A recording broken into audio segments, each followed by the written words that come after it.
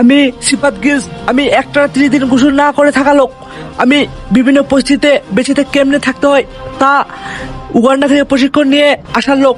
আমি পাট খেতে গিয়ে পটল খেয়েছি এবং তার সাথে খেয়েছি মাংস, খেয়েছি চেরা, যা খেতে অনেক তৃপ্তিকর, এবং উগান্ডা থেকে শিখে আসা শপথ এবং কলা খেয়ে আমি অতিরিক্ত সহকারে, তার সাথে কেন্না পোকা আমার ভোজনের একটি অন্তর্পক্ষ।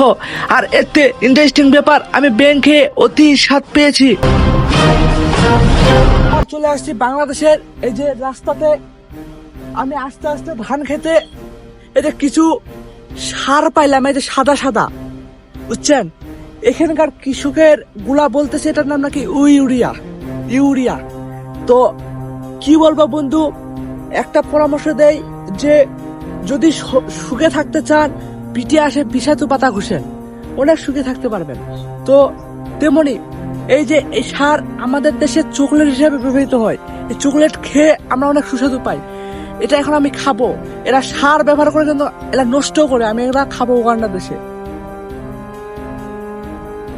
হেভি সুস্বাদু, সুস্বাদু। চলেন যাওয়া যাক।